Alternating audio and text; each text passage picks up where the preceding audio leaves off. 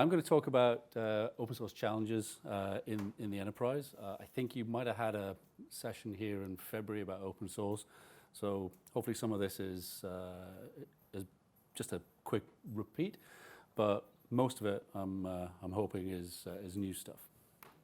So I am going to quickly talk about what is open source. Again, most people will probably know this. And I want to talk a little bit about how it probably impacts your daily life in ways that you might not know. Then the real meat of the presentation is about challenges that open source has faced and still faces, especially in the enterprise. For example, around closed source FUD, in case any of you don't know that, it's fear, uncertainty, and doubt. Things like reliability and security have always been thrown in the face of open source. And finally, just in case anybody is really turned on by all of this, how you can get involved with open source as a user and as a contributor. I mean, this does turn on an awful lot of people. So I wasn't Red Hat, full of 12, 13,000 people who really love open source. So they can't all be wrong.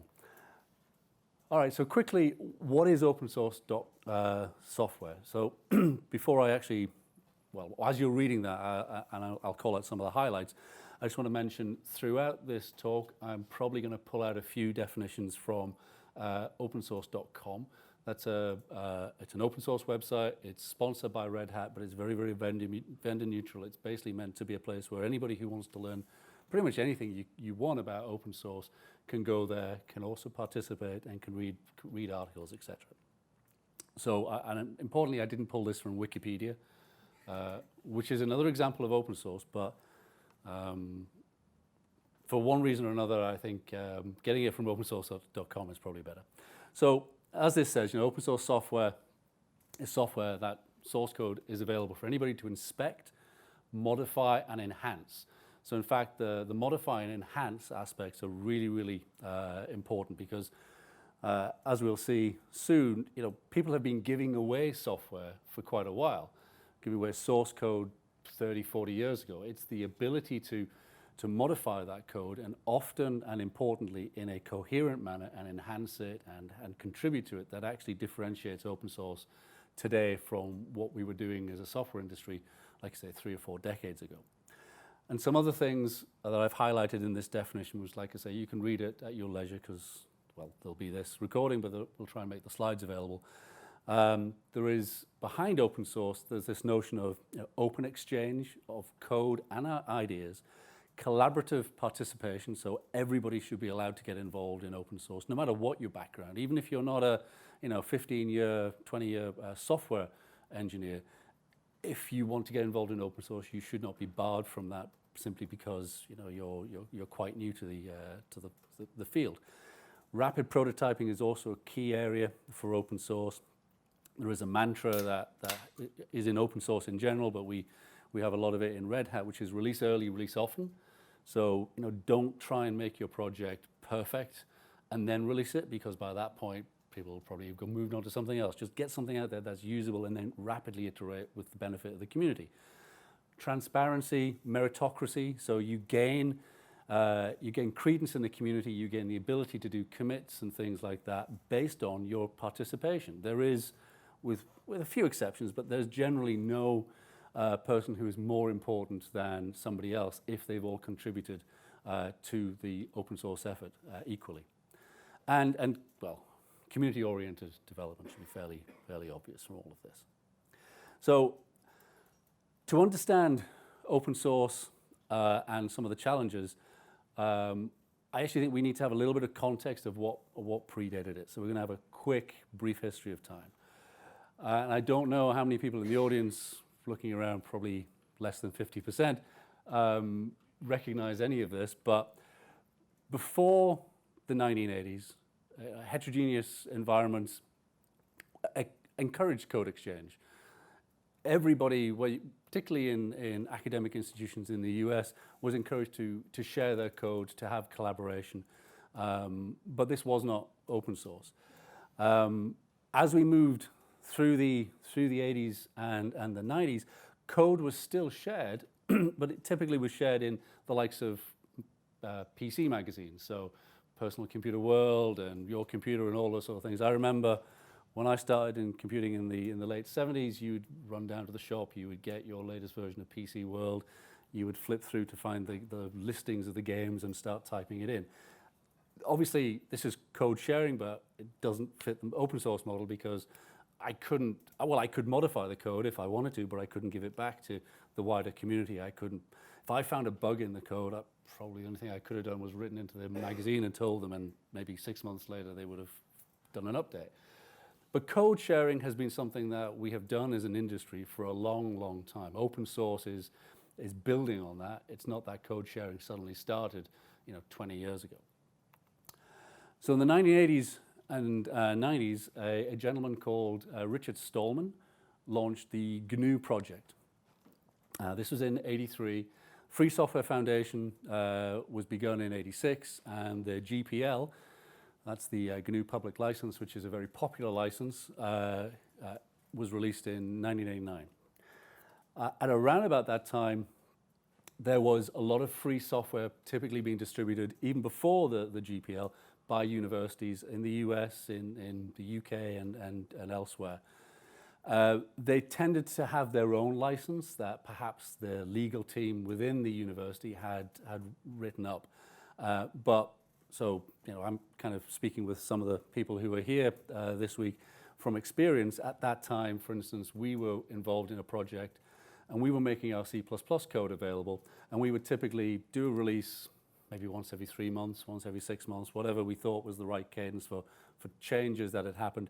But we would essentially just create a tarball, tar it, gzip it, stick it on an FTP site or on a Gopher, if you want to go back that far, and tell people in mailing lists like Usenet that the code was there, they could download it and go with it. But the license, like I said, was not GPL.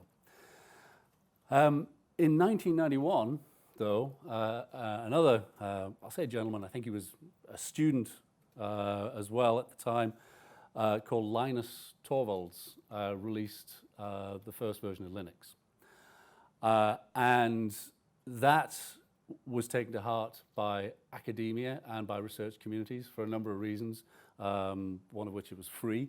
It was freely available, and it actually worked on PCs that were coming online at that time, like the Pentium 33 megahertz, Pentium 1 and Pentium 2, and allowed academic researchers to start to run Unix on low-cost hardware rather than having to pay the likes of Sun Microsystems and others thousands and thousands of dollars for machines that they could do research on. Interestingly, and just in case you didn't know, when Sony released the PlayStation 3, it was built on Linux.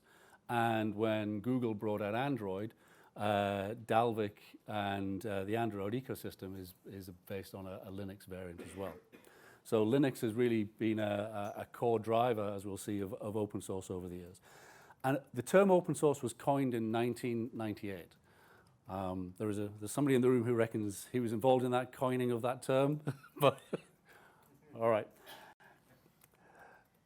Another key thing that happened in the early 90s, which really facilitated the evolution of open source, was the World Wide Web.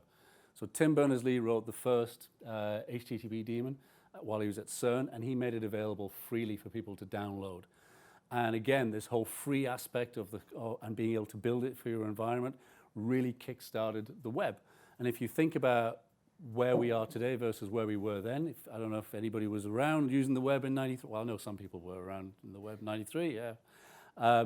You could literally capture all the websites in the world on a single HTML web page. And CERN was maintaining that web page. These days, we would go to Google to find out what's out there. You probably don't even go to CERN anymore. But you would always go to CERN. You would see, what new website has come online in the world? And it was your duty, if you created a new website, to try and get in touch with CERN and have them add you to effectively their yellow pages, I suppose. But this kicked off huge adoption of the web and in many ways e-commerce globally for the internet. You could trace the success of the likes of Amazon, Google, Facebook, Twitter, Netflix, lots of other companies to the web and to the evolution, well, the release and then the evolution of Linux. And there were many other benefits that came after that. Just to give you an idea, talking a minute ago about how the map of the web could be maintained on a single web page. This is a 3D map of the web from 2009. I couldn't find a more recent one. The color coding is important. If you go to that website there, you can actually look at the color coding. But if memory serves, I believe, like blue is academic sites. I think green is sites based in the US, and then like turquoise is UK or Europe. And you can kind of dive into that in a bit more detail.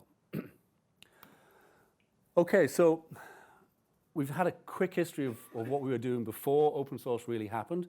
And to understand some of the challenges of open source and what it has faced and what it still faces to a degree in the enterprise, I wanted to give you some examples of where it's used today in the enterprise. And you may know these, you may know some of them, you may not know any of them. But I think, again, it's important to know where it is being used today. So over the last few years, there has been this huge expansion in the use of mobile phones, mobile data, cloud, programming language, explosion, lots and lots of things going on there. Android, I've already mentioned, uses Linux on the phone. Originally was based on a variant of the Java programming language for developing applications that would actually run on Android. Amazon EC2, it really used Linux on the back end from the very early days. Facebook, Netflix, all based in one degree or another on open source technology. And like I said, new programming languages. In the last 10 years, we've probably seen more programming languages come online and be used properly than in the previous 30 years together. And these are just a few examples. But all of these have been driven by open source. Then with the explosion of Internet of Things related to big data, and and sensors, and sometimes sensors that are extremely powerful and in many ways more powerful than laptops you might have been using 10 years ago, there was also a rise in the amount of data that they were generating. And a lot of that data that comes from sensors and phones is geolocated, so it has has information about the time, the location, etc. And then people start to think, well, we need that data, we want to look at that data, we want to analyze that data, but how do we store that data? And typical, what are known as relational databases like Oracle, DB2 from IBM, MySQL, which is an open source database, they started to creak a little bit. They weren't designed for this sheer amount of data that was being generated. So there was an explosion in what was known as NoSQL databases. Which originally meant no SQL, and now it means not only SQL.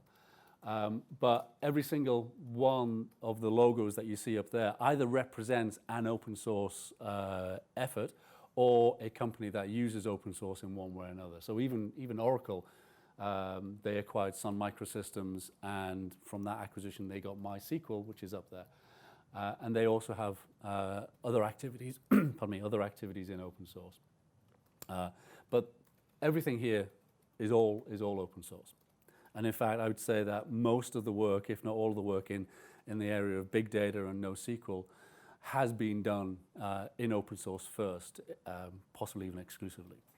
So, because we're at the Turing, I want to put something up about artificial intelligence and machine learning. I'm sure I could put more logos up there, but Apache Spark, very, very popular in the analytics and machine learning space. TensorFlow, Kubeflow, which is a relatively new kid on the block.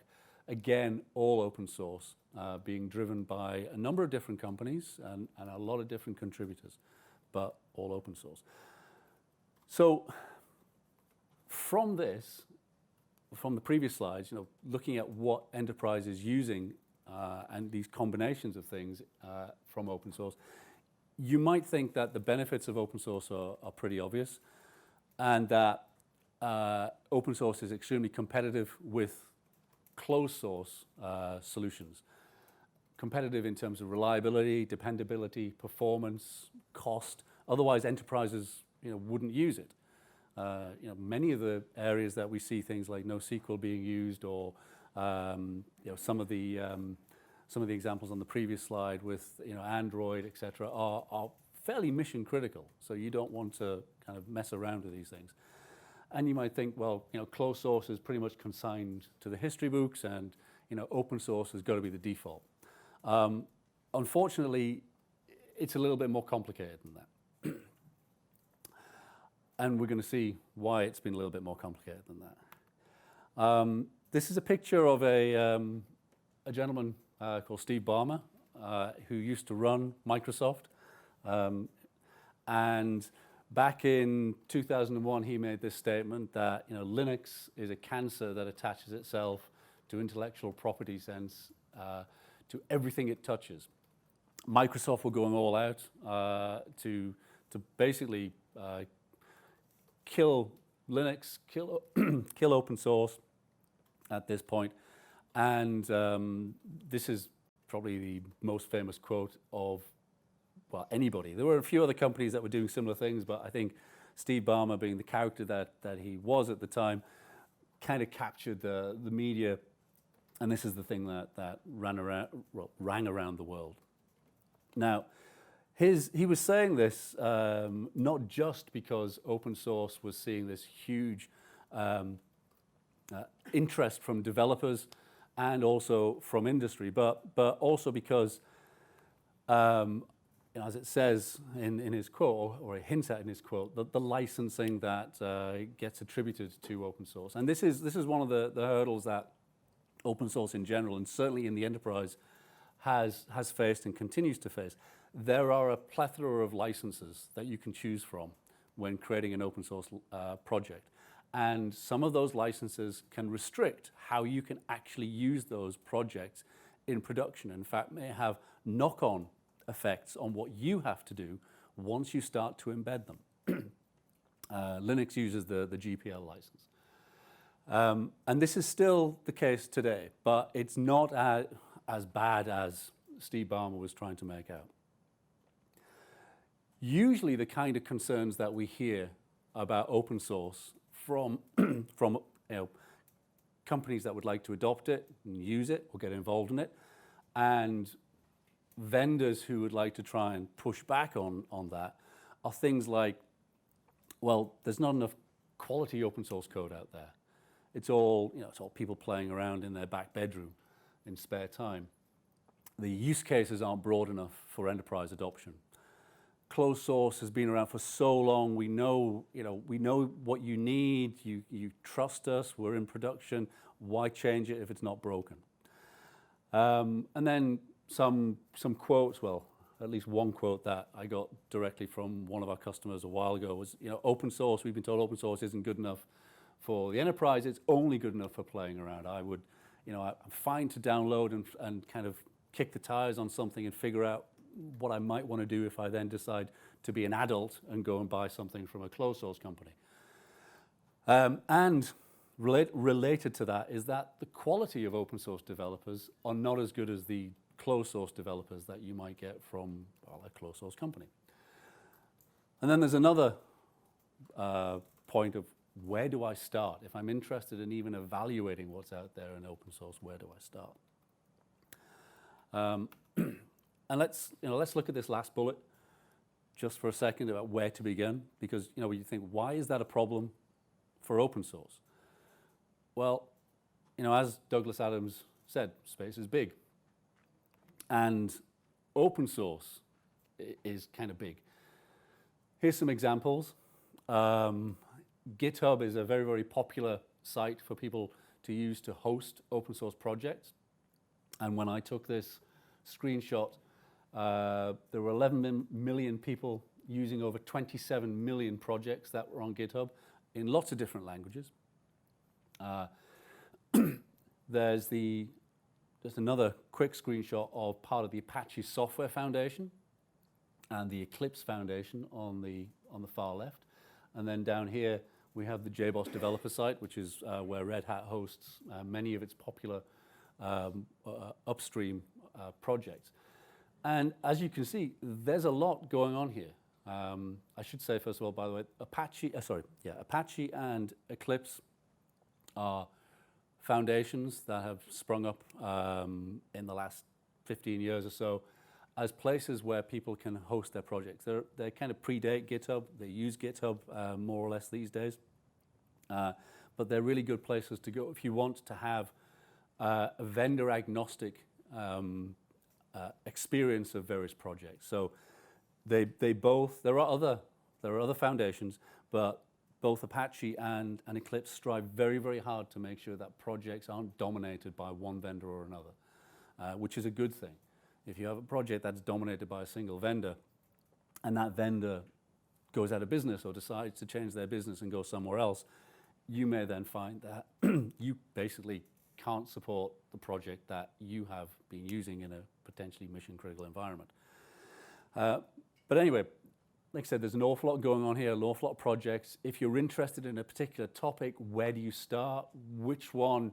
Even ignoring the 27 million projects that are on GitHub, if you went to the Apache Software Foundation and you looked up logging, you'll find multiple logging frameworks. Which one's the best one for you? Which one is under active development? Which one has been put into an enterprise environments and really been challenged? So you can understand why where do I start is a concern to one degree or another. But really, this is where companies like Google, Red Hat, and others who collaborate on open source can help to a degree, and also how the projects can help, and I'll touch on that later on. So other challenges for open source in the enterprise, many of them are, could fall into the category of, is this perception versus reality? And I think a lot of the FUD is more FUD and perception. Is closed source more dependable than open source? Should open source, in fact, have more challenges to convince people to use it and to develop with it than closed source? Challenges that come up again are things like the design and implementation. As I said earlier, there's this FUD that open source developers aren't as competent or understand the use cases as closed source developers who've been doing it for years. So their skills and understanding of the principles in open source are way weaker. So you're going to get something that you can play with, but I would never put it into production, for instance. Testing things that are in open source. How do you go about that? One of the things that closed source companies have done for years, and usually done very, very well, is test their software before they actually release it to customers. Battle test it, really harden it, make sure that it can build and it can run at scale. How do you do that in an open source project where maybe the developers are just typing away on their own personal laptops? And building on my laptop is not the thing that you want to hear if you're about to put a project into production. If you say, well, how do I know it works? Well, it built for me. So testing at scale. How do you duplicate the environments in which developers are going to build and then deploy their applications? So reliability and security. As I said, there is this FUD, much less these days because of all that stuff that I showed you earlier, that closed source is more reliable than open source. Closed source a closed source company would say, we are more reliable because we have reliability through experts. Our team understands security better than anybody else can. Therefore, what we build has got to be far more secure than anything that's going to happen in open source. However, the counter-argument from open source projects and developers and companies like Red Hat and Google and many others is actually open source project has many more eyes on it typically than closed source projects. So we have peer-reviewed software, which leads to more reliability. And we can do stress testing, which I'll come to later on. Closed source often, if you think about it, can do security through obscurity. They may not tell you that there is a bug in the software, and how can you find out until perhaps it's too late? At least if there is a bug in some open source software and somebody finds it, typically, unless they're going to exploit it, which does happen, but typically they will make it known. They will say on a forum or a mailing list or something, I have found a hole in this software. Can you verify it? And somebody else in the community will look at it, maybe more than one person, and they will say, you're right. And they'll also, more times than not, have a fix for it, and it'll be fixed within hours usually. So open source enables anyone to examine the software for security flaws. But like I say, it does potentially open up the ability for people to examine the software and find holes that they could then exploit. But going back to what I said a minute ago, often that means that somebody else is also looking at the code and will probably find that hole, may not be at the same time, maybe very soon afterwards, and fix it. So just so you know that I'm not just giving you words without any backing, I've got a couple of slides to at least try and convince you a little bit more. In 1988, the very first internet worm was sent over SendMail, which is a daemon, and finger daemon. You can actually, on Unix, you can finger people and it'll tell you if they're online. They were all open source. However, the very fact that they were open source meant that people, once that vulnerability was identified and it was known that there was a worm out there, people looked at the code, fixed the code, and got updates out in a matter of days. There has been report, MITRE are an organization in 2001, they did a report comparing Apache HTTP versus Microsoft's Internet, what's IIS? I can never remember what IIS stands for. Anyway, it's Microsoft's equivalent, still around today. And they found it was much more reliable than Microsoft. And they said in their report, open source products have access to extensive expertise, and this enables the software to achieve a high level of efficiency. Software defects were at similar levels between Apache and IIS. However, exactly the point I just mentioned, eWeek Labs, who did another survey, said that FOSS organizations in general respond to problems more quickly and openly. And the reason for this is if you want your open source project to survive, you want your community to trust you, and you want that community to feel empowered.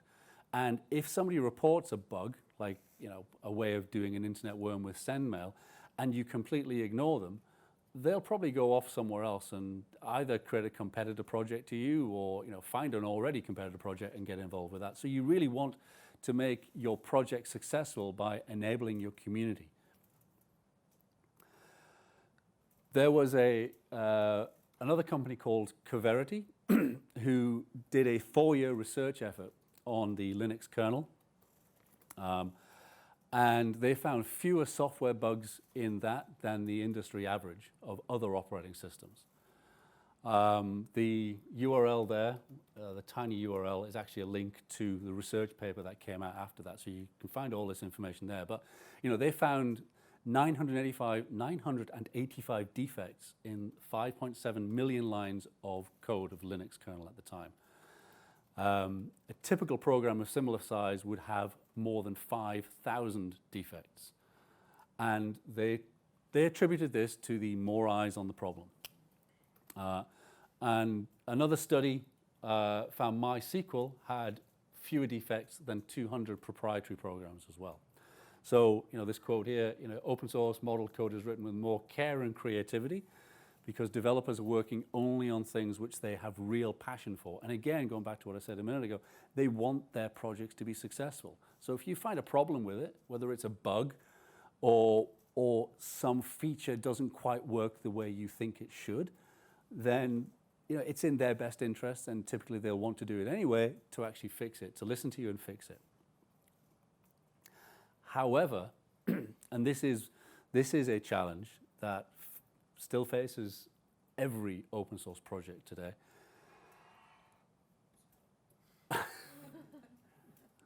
You can leave that till the end. And then few projects are product ready by default. So I mentioned this a minute ago about how people might say, and hopefully they don't say it very often, that, well, it builds on my laptop, so therefore you should be able to put it into production. Often, that is what's happening with upstream projects. People are writing some code, maybe they'll write some unit tests, and then they'll push it to GitHub, for instance. That does not mean that that project is ready for prime time. Not everything in an upstream project should ever go into a product or should go into a product now. Some things might take a while to mature. We tend to use the term bake in the community, where you know, whether it's a feature or even whether it's something you think is a fix for a bug, you should give your community and maybe and definitely your internal teams, if you have them, a chance to test and make sure these things are right before you decide to put them into production. But like I said, some things may be too immature. Some things may be features that you never want to support. Because again, thinking about it, upstream projects, if they are successful, you've got hundreds, if not thousands, of people hammering on the code from lots of different organizations. And despite the fact that there might be a very, very clear direction for the project as a whole, they may be adding things that aren't exactly in line with what you as a user want. So if you're coming to take a project and you want to put that into production, you might find that there are things in it that are of no interest to you whatsoever, and you want to get rid of them because you don't want them to potentially perturb the project when it's in production. So sanitization of projects is pretty important too. Removing things that aren't ready ever, or removing things that are just not quite there yet.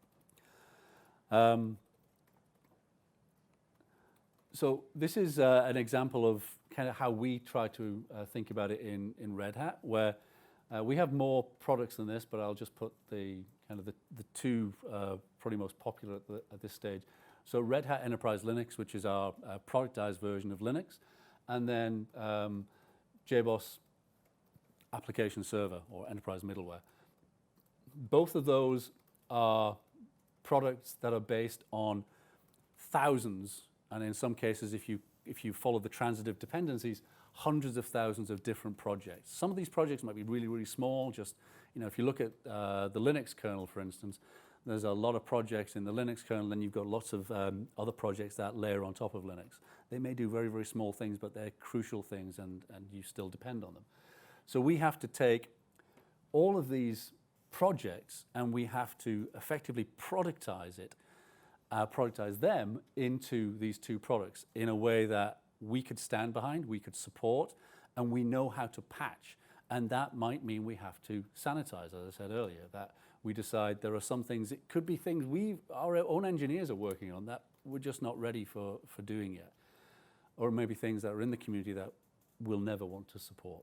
So that in itself is a challenge.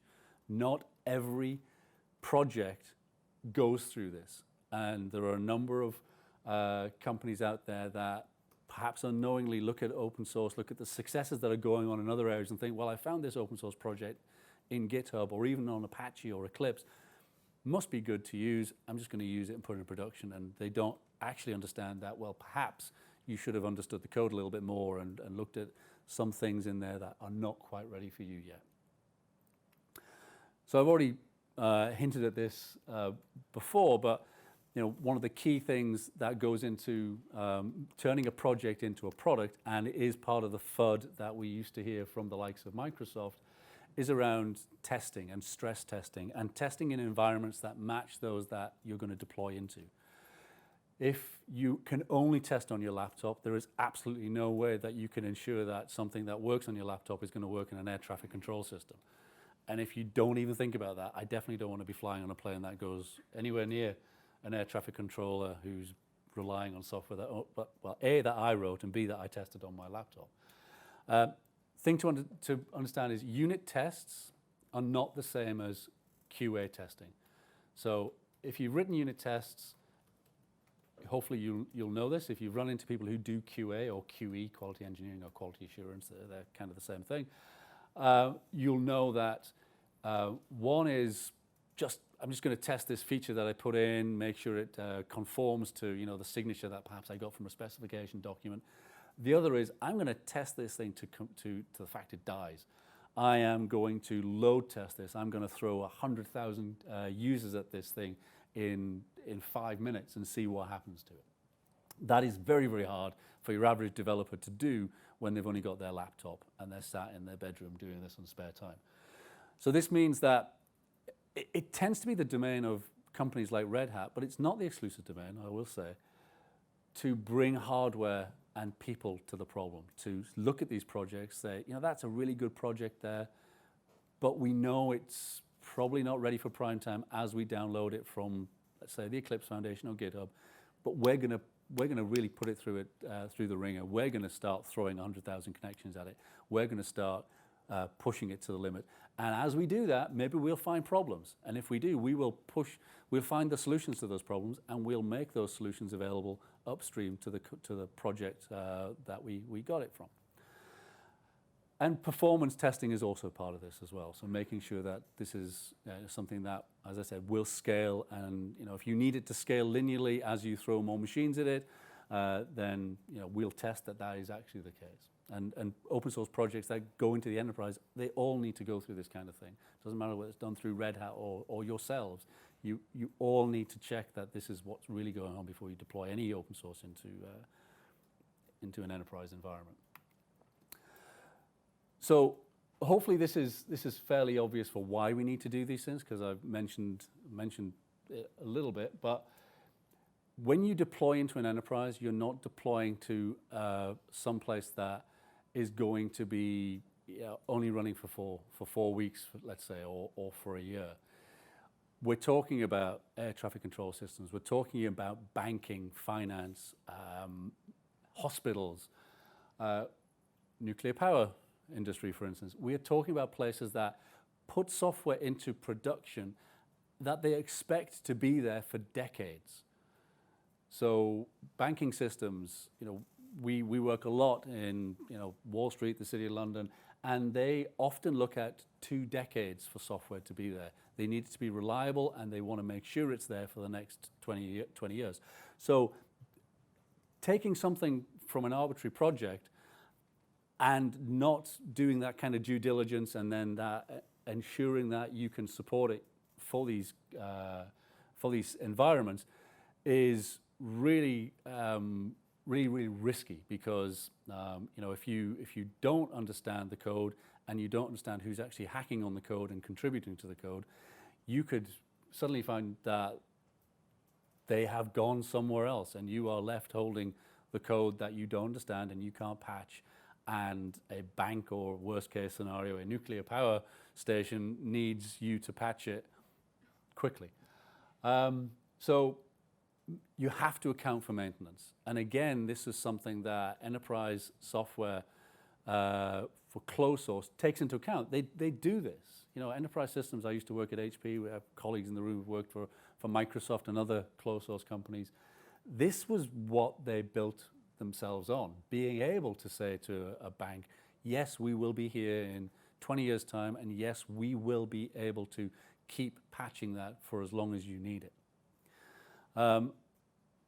So Red Hat and other companies now, though, believe that because open source has matured so much, it does help these sectors. You can now bet on open source being around and on projects being around in a way that you can support them, or that we could support them for 20 or 30 years. You do not have to think, if I'm looking for something to be around for 2 decades, do I really have to go to a closed source company to actually get that? So I did want to say that really open source lives or dies based on the success of the communities and how vibrant they can be. Red Hat wouldn't have survived if we had decided to get involved with communities that nobody was interested in. We wouldn't have had a business model. Red Hat would never have grown to the company it is now. So if you're really interested in getting involved in open source, like I said at the start, if this turns you on, again, opensource.com has some really interesting articles on how to get involved, how to create a project if you find that there's a need and there is no project out there, or how to get involved in a project that might already be there. And getting involved can include things like just using it and giving feedback to developers, providing updates to documentation. You do not have to be a coder to get involved in an open source project. You could just raise bugs and give people enough information to know this thing does not work and this is the environment in which it doesn't work. And then, ideally, you'd be saying this is what I did to fix it. But if you don't, knowing the bug is there is better than not knowing it. And you will have contributed in no small measure to the success of that open source project. So before we get to some questions, I did want to finish with some other examples of where open source is used, and some of them are in the enterprise and some of them aren't. But just to give you a fuller flavor of the benefits and reach of open source, and you may know some of these, and maybe you don't. So there's this little video streaming company that used to sell videos through the post, and then decided that that was not going to go very far, called Netflix. They did not start out open source, but eventually they decided they had built up an awful lot of infrastructure on doing video streaming on Amazon Web Services, and they realized that an awful lot of what they had built could actually be of use to the wider software industry, and they started to open source an awful lot of their projects. So some of their testing projects, for instance, that would simulate network crashes and machine crashes, they open sourced that. And Netflix OSS is if you go and Google that, you'll find this page and you'll find links to a lot of their projects, and they're continuing to open source things today. The Mars Explorer, this was, I can't remember the exact date, but this came out, not the Mars Explorer, but this article came out about four or 5 weeks ago. It uses a very old version of Java, which is open source. I think it's Java 4 something that was around at the time that they sent it up. So there is an open source programming language running on at least one of the Mars Explorers. And interestingly, they use an open source messaging implementation at the point where the data comes from the rover, goes up to a satellite which is in orbit around Mars, and then that sends it back to the Earth. It's actually ActiveMQ, or it was. The Large Hadron Collider, and let's face it, if they are prepared to put open source underneath the Large Hadron Collider, then they've got to know what they're on about, because if that goes wrong, if you believe the science fiction or the fake news, we could have a black hole in the center of the Earth. But they use quite a bit of open source, Linux, for instance, and also I don't know if they still do, but they used to use a variant of our messaging service from Red Hat. Open source in education. So open source, I believe, it removes artificial barriers between teachers and students. So one of the problems, so I have a couple of sons, and they've kind of grown up in what we might like to call the open source age. One of them was just before, and then one of them was really into it. And my eldest had real problems in being able to duplicate what he was doing at school at home, because the teachers had Microsoft licenses that he couldn't get access to, or I wouldn't give him the money to get access to. By the time my youngest got into school, they had moved to open source equivalents of things like Scratch, for instance. I don't know if anybody's looked at Scratch. It's a programming language, a very, very basic programming language, but it's to demonstrate for loops and things like that.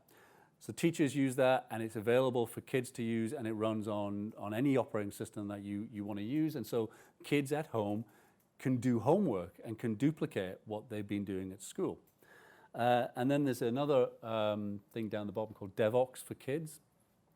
This is a GitHub organization. You could Google for it again, but it's on the back of a very popular series of developer conferences called DevOps. The organizers and various vendors and members of that community decided that it would be really good if they could get involved with kids from like 6 or 7 years up and teach them how to do various things, whether it's programming in Minecraft or Scratch, doing hardware solutions, but everything has to be open source. So if you're at all interested in getting involved with kids, DevOps for Kids is a great place to start. I mentioned I'll mention this in a second, but so this one, Raspberry Pis and Beagle boards, they're kind of an American version, I think, of the Raspberry Pi, but that would not have been, so two things that made that successful. One, it was very, very cheap, but two, it was based on open source software. You know, it has Linux on it. So it would not have been successful if they'd had to get a license for a closed source operating system from some closed source operating system vendor based in Seattle, perhaps. Massively successful. You know, I think it's been like 4 or 5 years. They've just brought out the Raspberry Pi 4, 64-bit ARM chip, and kids are using these today. They're able to spend like £30, comes with a free operating system, and they've got a computer that they can actually use and program and add peripherals to. So I mentioned this one, Minecraft. I don't know if anybody who've actually played with Minecraft or have kids who played with Minecraft. Minecraft is open source, Java-based. Microsoft bought Minecraft for $1 billion 4 years ago. Like I said, all Java-based. Huge user community and a huge developer community. So one of the things that makes Minecraft extremely successful is they have this notion of modding. So because it's all open source and because it's based on Java, an object-oriented programming language, you can get in there and you can change the behaviors of things. So you can have a gun that when you fire it, bubbles come out. You can change the radius of TNT, for instance. And my son learned how to program in Java by using Minecraft. He would never have learned how to program in Java if I'd asked him to. But when we got him a Minecraft license, he decided he wanted to mod Minecraft and share those mods with his friends. So he taught himself Java. He taught himself how to do unzip Minecraft and to mod it and create mods and to send them around. So this was before Microsoft, but I think it's still going strong. So in conclusion, I think despite the FUD that we had a lot of in the early 2000s, and we still get a little bit today, I think it is fair to say that open source is now mainstream. And if you look back at a number of the things I mentioned, like big data and mobile and Internet of Things, it has been at the heart of all of the significant waves in the software industry and the hardware industry, I think, for the last 20 years. And hopefully you're maybe a little bit surprised about where it is being used. It is typical to see open source driving development and to have people do open source first. There are a number of organizations that will only these days accept software from vendors if it is open source. The European Commission a number of years ago changed their rules for submissions and collaborations to have a very strong open source remit within them. So if you wanted to get together with academics and industry to put a bid in for some EU funding, you had to be able to show how this was going to be used in open source. And I think, like I've already said, it brings a lot of benefits in terms of code, collaboration, community, etc. And there's that link again to opensource.com.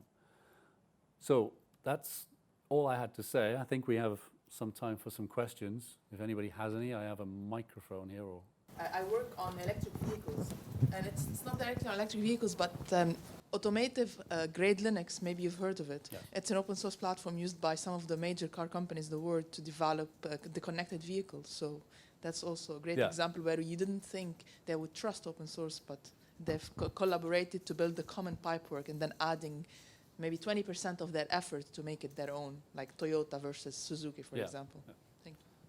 That's a good one. I should put that in next time. More for questions? So Minecraft is open source, but was worth $1 billion to Microsoft. So what's its revenue model? So what I heard was that Microsoft acquired Minecraft for the developer community.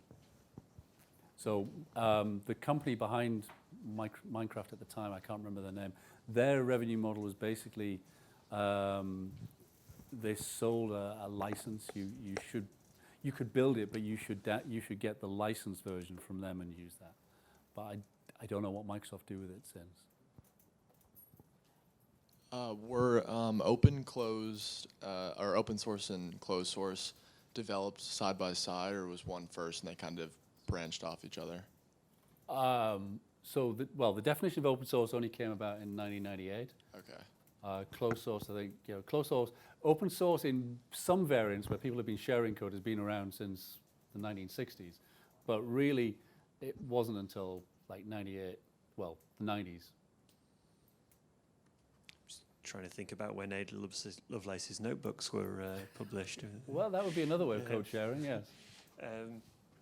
More for questions? So you've talked about Red Hat's business model and how it sort of fits into open source communities and the work that they're doing, and it has to be interesting and various things like that. What proportion of people who contribute to open source do you think are reimbursed for their work? Very few, I think, unless you work for like a Red Hat or a Google or an IBM, you probably don't get direct reimbursement. But to be perfectly frank, I think a lot of people work in open source not because they want to get some direct revenue share, but because they believe in the model, and they really do like contributing on something that will be very, very successful. Like I said, Linux has been around since '91. Although Red Hat is a huge contributor to Linux, probably if you went back far enough, you'd find very, very few of the people who have worked and contributed on Linux over the years since '91 to now have got money directly from that. They may have got it indirectly by, like say consultancy or other things, but not directly, I think. I think relating to the previous question, do you think for corporates and companies using open source software for profitable reasons, do you think they should there should be a business model for that as part of the kind of profit sharing? Because I know a lot of code developers are not paid just usually on time to do their work. So do you think there's kind of potential for the contribution from the free market for some open source projects? So you're asking the wrong person, because I work for a company that pays people to work on open source. So my obvious answer is yes, I think you should be paid to work on open source. Every company that uses open source should in some way give back to open source and give back to the people who help contribute that, whether they work for them directly or work for other people. I think that's how open source succeeds. I just wanted to add the Turing to the list of places that people get paid to work on open source. Well, there you go. So I mean, mostly on software developed currently at the Turing, but on some community projects, and we're kind of looking how to do more community contributions as well. More questions? I'm not sure I can actually phrase this correctly, but you mentioned that so open source is more likely to have less errors because there are more eyes on it, and so more people are likely to spot something. But I was wondering, so normally if there's a company behind and they ensure that there's some sort of a plan to test it and they are responsible and own that part to say, okay, we have to do this. And I have a feeling that a lot of the time with open source, unless there are really big projects with large communities, that doesn't really happen. So do you think, what do you think about who's responsible or who owns that bit of saying, okay, now let's do this, and let's find all the errors?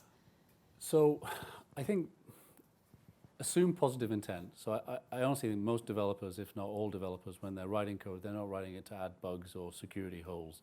So if a developer will probably, once he knows there's a problem there, want to fix it anyway. If it's a big enough community, then the community should share that load. That's a kind of one of the things that makes a community successful. Like I said, the reaction to being told there's a problem, fix it. Don't just ignore it, because it could potentially kill your community. Now, from a company's point of view, if a company is basing something on code that they've either developed upstream themselves or with others, or they've taken from upstream and hardened, if that company really wants to be successful as an open source company, it's incumbent on it. If it hasn't found this bug during its prioritization test and somebody brings it to its attention, let's say that it is Red Hat, then we will fix that bug and we will contribute it straight away. We won't wait and think, well, if we ignore it for a bit, somebody else will fix it.